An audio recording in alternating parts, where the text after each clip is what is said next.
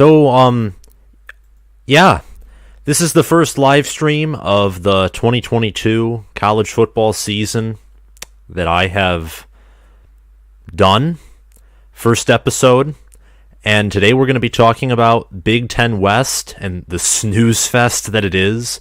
Impressive wins from Week 6. And we're also going to talk about my merchandise drop. All of that within a time frame of 30 minutes or somewhere around there. I'm going to try and keep track of the time. But yeah, this has been long overdue. And I just want to say first and foremost how proud I am of this community, of you all. We're close to 7,500 subscribers, and with new renovations to this channel, these live streams, I'm gonna make them weekly. It's gonna be 30 minutes, Mondays at 7, Thursdays except for this Thursday because I have a final for a specific class that ends in the middle of the semester. Thursdays it'll also be at 7, so this segment's going to be kind of a reaction segment. Thursday will be more of a prediction segment, but also talking about other topics in general. So, before I get started, how are y'all doing? I see that the comments are coming up. So, hey y'all, nice to have you on here. And let's just get started really with the merchandise is what I'll get started with. So the link to that, I'm just going to talk about it for a few minutes, is down in the description of this live stream. You all can probably see that I'm wearing a sweater here. I'm going to stand up and show you guys the sweater. So College Football with Sam. This is one of the standard sweaters we have. It can come in black like this one. It can come in white, too, and for the t-shirts, you get to have all 14 representations for all 14 Big Ten teams. So that's pretty cool. I'm using Threadless for my merch website, and they have excellent customer service. These are comfortable, they're warm, they're cozy. My cousin thinks so, and he helped me set up this store. My girlfriend thinks so. Everyone who has used these, and they used them and bought them through this website, has given them positive reviews, and customer service is good. So make sure to check it out. And if you're interested in buying it, be my guest and purchase some merchandise. And if not, that's cool because yeah, they're clothes. I honestly love this sweater. I can't describe how much I love this sweater. It's just like a representation of the new era that this channel is taking on. Blake Smith, Nebraska didn't ruin my weekend this week. Oh, we're going to talk about that game here in a few minutes. So make sure y'all to check out the merchandise store down in the video description. And I am working on learning how to implement like different elements into my live streams so I can bring in some photos and maybe even bring in some maybe even highlights or some graphics in my photos. But this is the first one. I'm still learning, but it's awesome and never ashamed of learning through this. Joseph Mulca, I better cop one.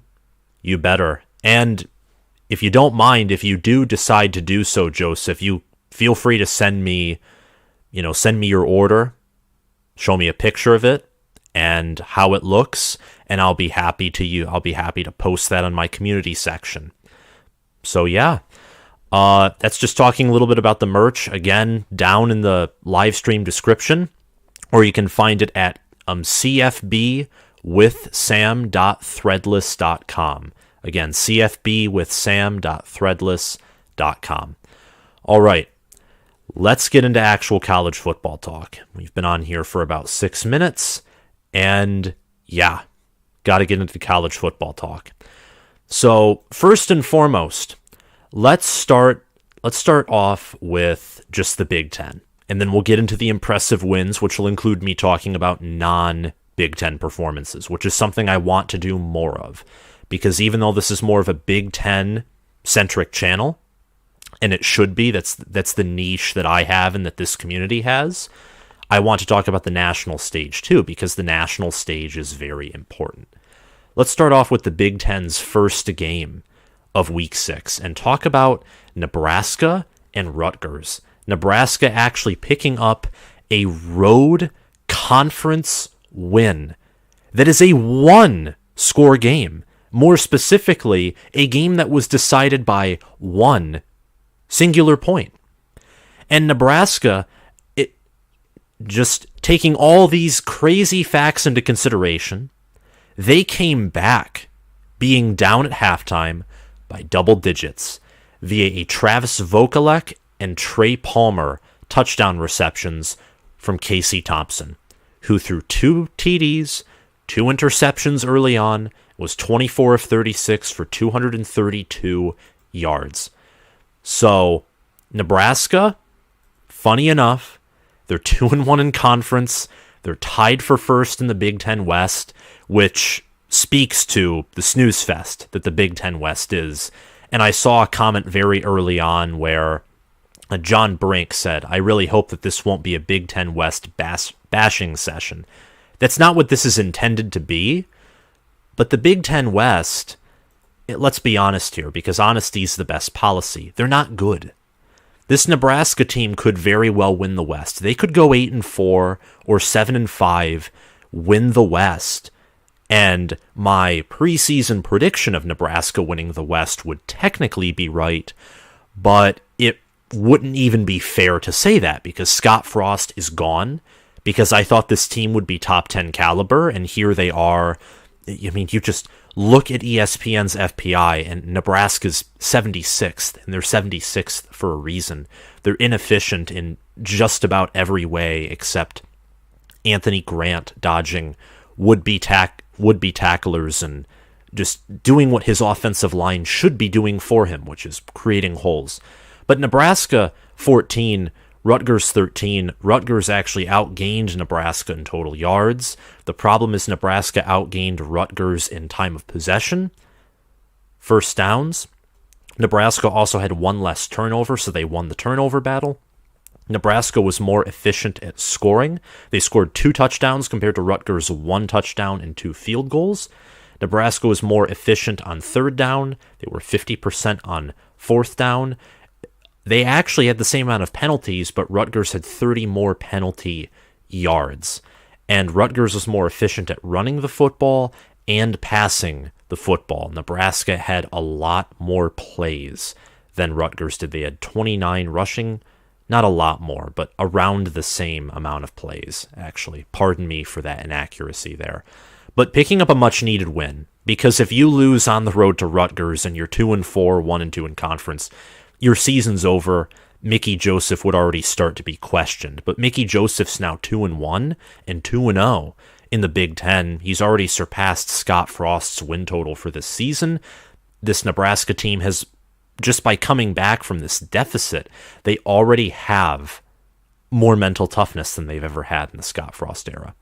So, yeah, I mean, impressive win, not in a statistical sense, but in just a mental toughness and culture sense. Good win for Nebraska. 14-13, Cornhuskers are tied for first. That's just my brief breakdown, brief reaction. I'm not going to be making an in-depth video. I want to, but I want to get to Penn State, Michigan, and do an in-depth preview for that. Talk about Ohio State, and maybe they're on a bye, but I'll have to check this. I'll have to check the schedules for all these teams. But I want to get into Week 7 and probably do a non-Big Ten preview and prediction video for a non-Big Ten matchup, because like TCU, Oklahoma State, USC, Utah, there are so many good games in Week 7, and I just want to get to covering them. And someone mentioned, hey Sam, would you consider doing a live pregame show with Corn Crazed when Nebraska plays Michigan? Sure, I would love to do that. Wolf58, just want to check the comments here. Which is worse, sitting through a 3-hour flight next to a crying baby, or sitting through 3 hours of Iowa football? This is perfect, because this was the next game I'm going to talk about. So Wolf58, I didn't see your comment until just now, but Iowa football is just painful. let me describe to you what a Brian Ferentz Iowa scoring drive looks like. Let me tell the story. So, Iowa, they get the ball after Illinois kicks a field goal. Spencer Petras throws an incompletion. Caleb Johnson rushes for 1 yard because Iowa's offensive line is wet toast. 3rd and 11. Spencer Petras is sacked for a loss of 10. 4th and 21. You win by punting, right? So Torrey Taylor punts for 49 yards. Of course, what happens then is Illinois muffs the punt, doing typical Illinois stuff. Spencer Petras is then sacked again for 6 yards, making it 2nd and 16. Spencer Petras passes to Nico Reganey for 5 yards. It's 3rd and 11. Maybe Iowa can do something because they're at the Illinois 36. Maybe they can do something. No, false start. So 3rd and 16, and then Iowa has a penalty called on whatever play that was. And then it's 4th and 16 at the Illinois 41. So Iowa, despite gaining, went from their own 16, so going 34 yards plus 9, they went 43 yards in the right direction, and they still punted. And the only reason they went 43 yards down the field was because Illinois muffed the punt. The toxicity does not stop there, because what ensues to happen is Illinois gets the ball at their own 14, and Isaiah Williams fumbles the ball after catching it for 9 yards. Iowa gets it at the Illinois 5. Spencer Petras decides to do Spencer Petras things, throws an incompletion. Iowa has an unsportsmanlike penalty conduct to the Illinois 23. Spencer Petras throws a pass to Arlen Bruce IV for 9 yards to the Illinois 14. Illinois gets offsides, but that was already on a 4th and goal anyway, so it just moves Iowa 5 yards closer to get their field goal. And then Iowa, on 4th and goal from the Illinois 9, gets a field goal. So Iowa in total, in 3 drives, which total negative 21 yards, and relied on 2 Illinois turnovers, gets one field goal. And then, of course, Illinois wins 9-6, thanks to Chase Brown and Illinois actually having good trench play. So Iowa football is an abject disaster. Like, I don't know what to tell you. I don't know how Brian Ferentz still has a job. I don't know how this defense hasn't mentally... Iowa, honestly, if there are any Michigan State fans watching, Iowa is like your 2018 football team, except they somehow managed to have an even worse, more incompetent, more inefficient offense, and I don't even know if their defense is as good, because Michigan and Illinois were able to successfully run for more than 4 yards per carry on them. Illinois' rushing defense, I mean, their passing defense is amazing. Their rushing defense, I am going to maybe go on a little bit of a bold take here and say their rushing defense is somewhat of a paper tiger. And I think Ohio State being the best offense that Iowa's going to face all year, I think Ohio State, with their elite passing game, that'll somewhat neuter Iowa's pass defense, and then that amazing rushing attack with Mayan Williams and Henderson, I think they're going to show that what we saw with Iowa when they faced Michigan is a total reality, because they can't stop you. They can't stop solid players on the ground. They can't do it. Like, Iowa literally cannot do it. They can't. 9-6. Another similarity between that 2018 MSU team and this Iowa team. Losing by only scoring field goals. I do not know what to tell you about Iowa. Spencer Petras, let's talk about him for I don't even want to talk about him, but let's talk about him for the sake of showing you what Iowa is. He is 99th in passing yards on the year with 940 passing yards. This is sad. Two passing touchdowns, 3 interceptions, a 22.2 QBR, which is 125th in the nation. and then a 103.5 passer rating. He's also been sacked 18 times in 6 games. Last year he played 14 or I think maybe 13 games because Alex Padilla started over him for one whole game. He was sacked 24 times last year. So Spencer Petrus's arm regressed. Brian Ferentz's play calling regressed. And the offensive line has regressed. And Tyler Goodson is gone. So the running back room has regressed. And Charlie Jones is off at Purdue and having success. So this entire offense is just a mess. And it starts with the coordinator. It starts with Brian Ferentz. Kirk Ferentz, I love him as a coach because you go into Iowa City, at least this used to be the case, and it was, even last year, like, just look at Penn State. You go in there and they mentally break you. It's like death by 1,000. They give you 1,000 paper cuts. They pour rubbing alcohol on you. They try and humiliate you, force you to make mistakes, get you to be frustrated, and then you mess up and they take control. This offense is so bad that they can block 2 punts and nothing will happen. That's all I'm going to say about Iowa football. It's not good. And does Charlie Jones have more yards than Petrus? No. But the fact that he's only 300 yards shy of matching Petrus's total yards, that's depressing in and of itself. It's pretty bad. And Connor Yutzy, Kirk has to let him go. Kirk absolutely has to let him go. He has to. So we're going to talk a little bit more about the Big Ten West, then go over some just impressive Week 6 performances here. So the Big Ten West standings as they are, I'm going to go through ESPN's FPI, set it to only Big Ten teams, and just talk about them for a minute or so.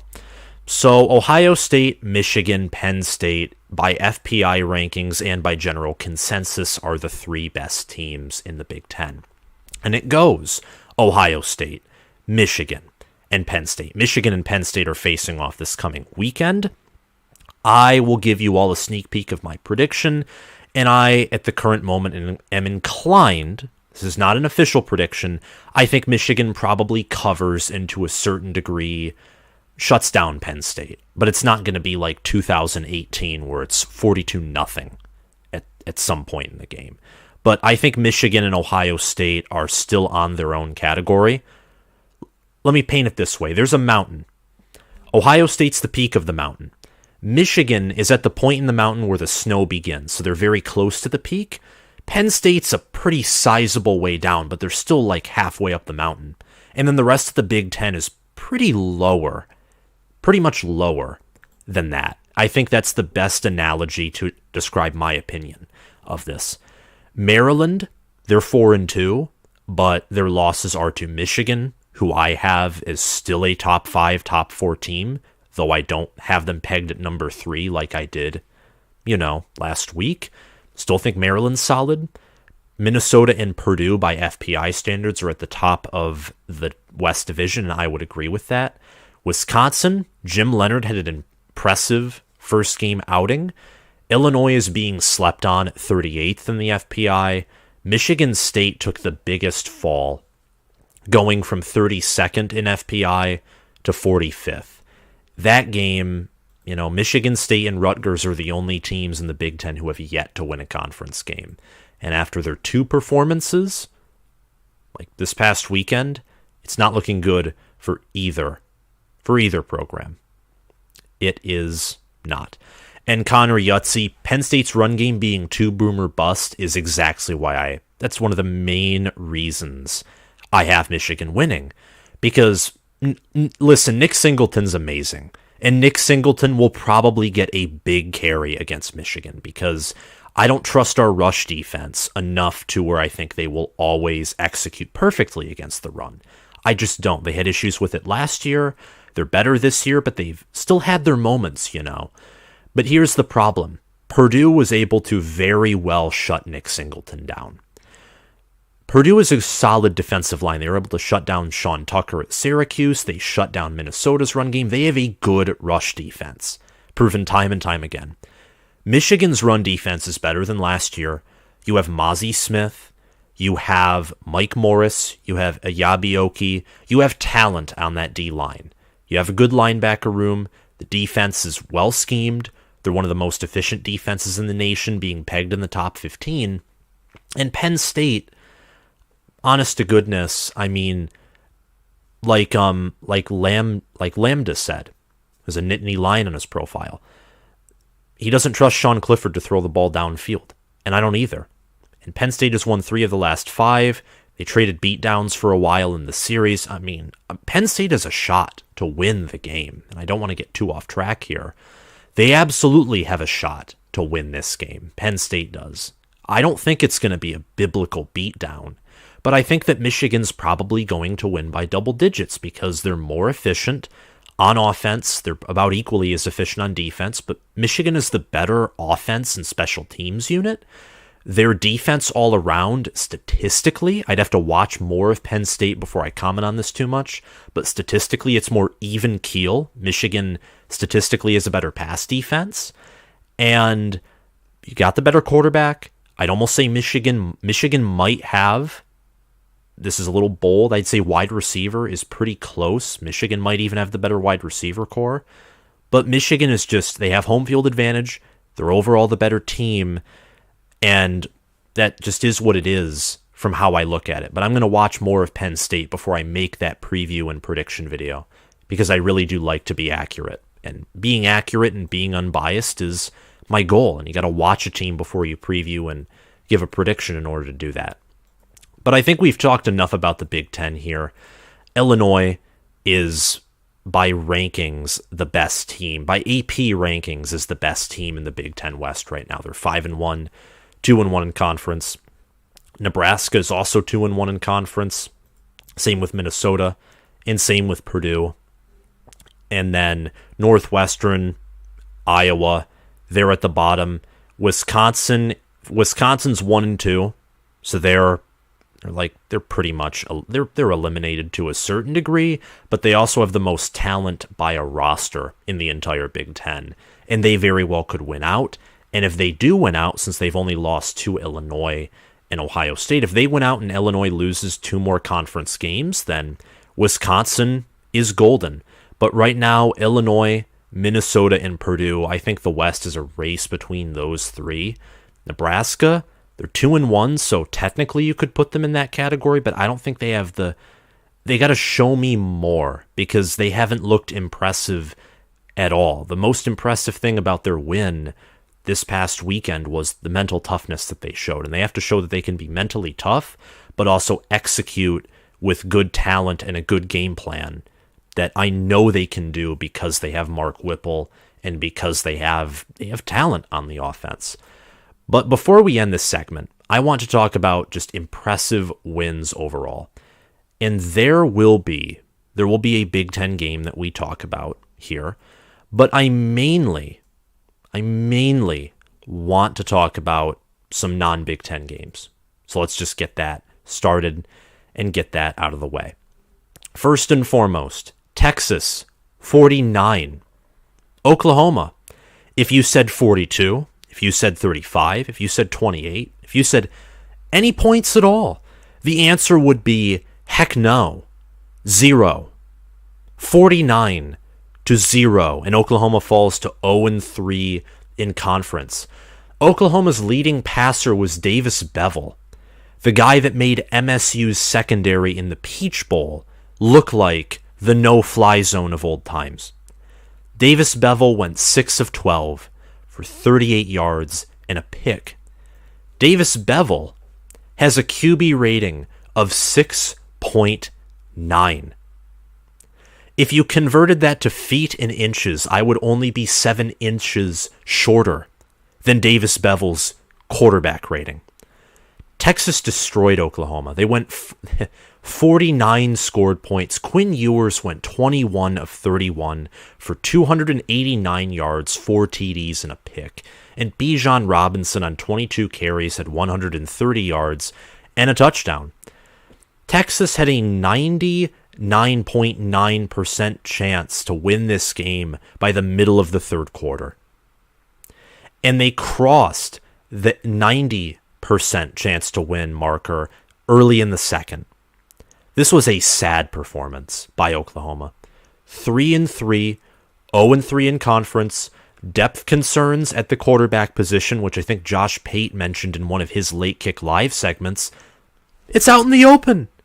Dylan Gabriel's gone for now. He'll probably be back before the season ends, but that was a brutal injury he sustained against TCU, and I felt horrible watching him be injured. It's terrible. I hate seeing any player go down with an injury. And because of that unfortunate event that happened, and these unfortunate events, they happen in football. Football's a violent sport. We can't deny that. Because of that, you have to put in a second stringer. And Oklahoma does not have they don't even have a competent backup. They don't. Oklahoma's running back had more total yards than Oklahoma's leading passer. Oklahoma in total had 39 passing yards and 2 interceptions and averaged 2.3 yards per pass. 2.3 yards per pass is around 7 feet. They averaged me plus a few inches in length every time they threw the football. I don't even know what to say after that. That's pretty bad. It's terrible. Michael Turk, the punter, was the only one who had a 100% completion percentage throwing the ball and didn't throw for negative yards. He was the only passer, and keep in mind he's a punter, he's the only passer to have a QB rating above 11. Davis Bevel had a 10.8 QB rating on the day. So yeah, Oklahoma, their leading rusher, had more rushing yards than the team had total passing yards. And for Texas, this team is top 15 material. This team with Quinn Ewers would probably be 5-1 or 6-0. This is a darn good football team. A really, really good football team. So Texas, I think they're probably going to win the Big 12 or come close to it. I said in a preseason video that Texas isn't back. I'm not going to say it yet because I want to see them get to bowl eligibility. I want to see them win some more games, but they're on the right path. They're absolutely on the right path, especially with Quinn Ewers being healthy. I want to talk about at least one more game. One more game. And that right there would easily have to be Tennessee and LSU. That would have to be the game that I have to talk about. Tennessee and LSU, and heck, why not? Let's talk about Utah and UCLA. And we'll talk about them for a minute each. So, Utah, UCLA.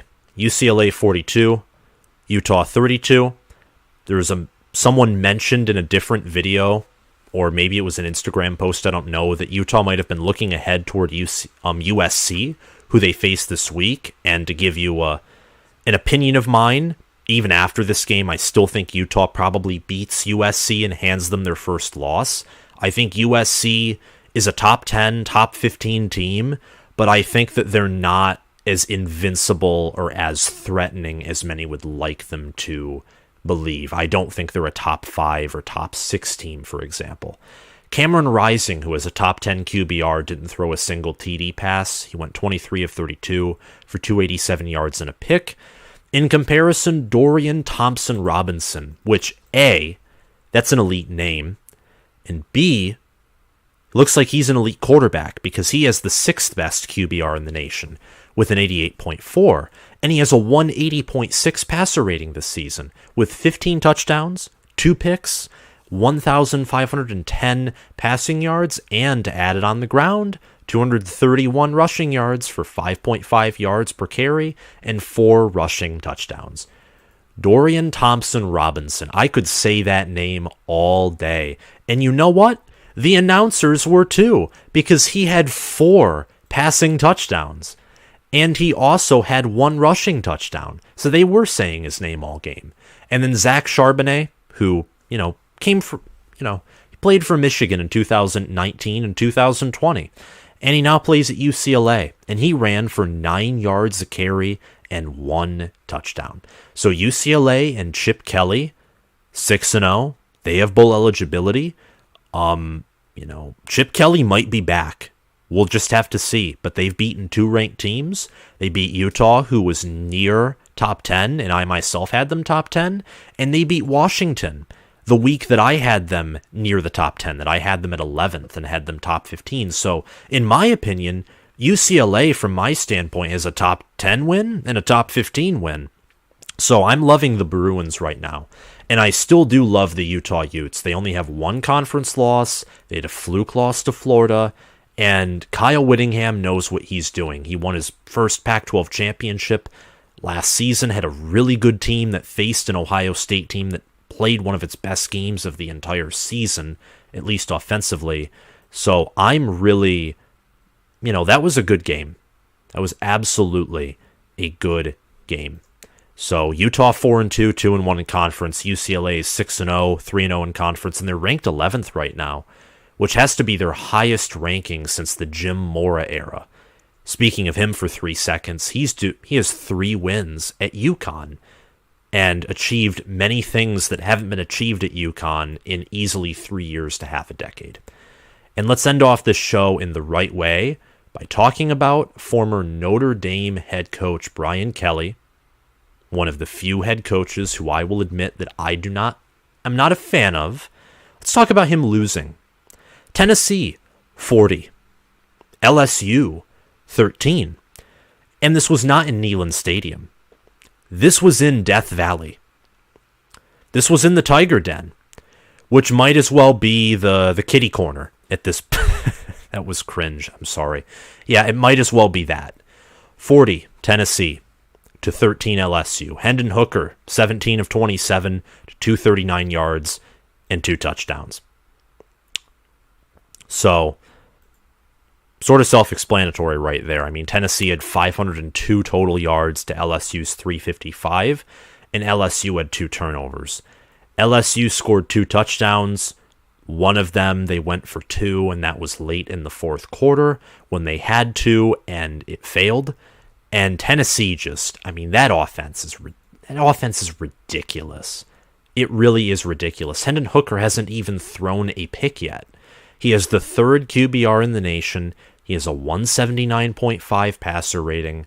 He's 44th in passing yards with 1,432 passing yards, and he has 10 passing touchdowns. And he has 231 rushing yards for 3 rushing touchdowns. So Hendon Hooker, and he faces Alabama this week in an undefeated matchup, an undefeated top 10 matchup. Tennessee hosting the Crimson Tide. And let me tell you something. Tennessee right now definitely has the more efficient and the more solid offense than Alabama does. Now, Alabama, they have a much better defense, but it's at Neyland Stadium. My only concern for Tennessee, this is honestly would be my only concern, is everyone's picking them to win. Like, a lot of people are picking them to win. If that wasn't the case, I'd almost be Tennessee. I'd be Team Tennessee here. But Saban, just look at that game versus Georgia in the SEC championship. Rat poison. If everyone's picking against Alabama, that is a dangerous sign for the team who's being well fed. Because them being well fed by the media, you're being fed rat poison by Nick Saban, and he enjoys it. But LSU, they fall. I had them in my top 25 because they had a good resume. They beat Mississippi State, who's now 5-1. They crushed Arkansas, crushed Texas A&M, who played it close with Alabama, to I think everyone's surprise. LSU now 4-2, 2-1 in conference. Tennessee's 5-0, 2-0 in conference. And LSU began this game by fumbling the opening kickoff. So much like their other loss to FSU, special teams errors are a big part in Brian Kelly's 2 losses, or at least they play a part in Brian Kelly's 2 losses. Here it is first year at Louisiana State University. I'm going to answer some comments here, and then I'm going to end this stream. Kip, Brian Kelly might be more unlikable than Jimbo Fisher. Oh no. Maybe as a person he is, but bringing in the number one recruiting class and always starting off the season being ranked very high and getting all the hype in the world and then doing this, I can't cheer for you. Like, if you pull the Jim Harbaugh card, like 2015 to 2020 Jim Harbaugh, where his teams for the most part would start high and then they would finish lower. Like, if you play the we deserve hype and then you underperform card, I can't cheer for you. I can't do it. So Jimbo Fisher, lose the rest of your games.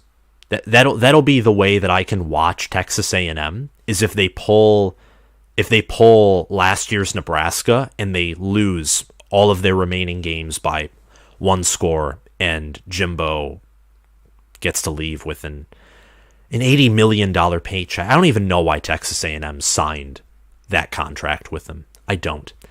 Brian Kelly is an embarrassment to LSU. I agree, but commented that, and I'd almost like to agree with you, but it's year one, so I can't quite agree with you yet. We're going to have to see how year 2 and 3 do. Chris Huston, Alabama versus Tennessee is going to be a really great game to watch. Oh, I agree with that. I'm going to be watching that for sure this Saturday. I'm going to be tuning into that at least. Weggy Ocean, college football with Sam, score prediction for PSU at Michigan. I would go with a very early, I'm going to go with 38-20. I think Michigan's red zone offense is more efficient, which is why I have Penn State kicking more field goals than Michigan. And Michigan, in total, their offense is much better than Penn State's. They have a more legit passing attack, a more consistent rushing attack, and their defenses are about similar, and that plus home field advantage. Michigan, it'll be closer, but I think Michigan's just going to eventually wear Penn State down. And James Franklin on the road, it's similar to Jim Harbaugh on the road before last season. James Franklin on the road, and even to a big degree, like Jim Harbaugh, there was a part of me where I didn't trust Michigan to go into Iowa and win, even though I predicted them to do so and I was fairly confident. It's hard to win on the road, let alone against a top 5 team. It's just hard. Do you think Northwestern is doomed as a program? Stormtrooper YouTube asks. They cannot compete in this NIL era, and they look especially horrendous this year.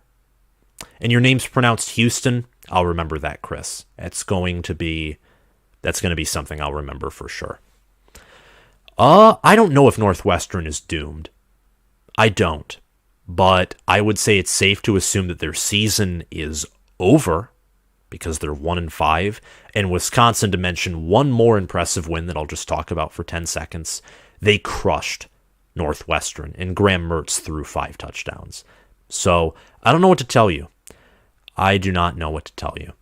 That's all I'm going to say for this live stream, though. Thank you guys for tuning into my first live stream, College Football with Sam, episode 1, where we talked about the Big Ten West, talked about some impressive wins from Week 6, and talked about my merchandise.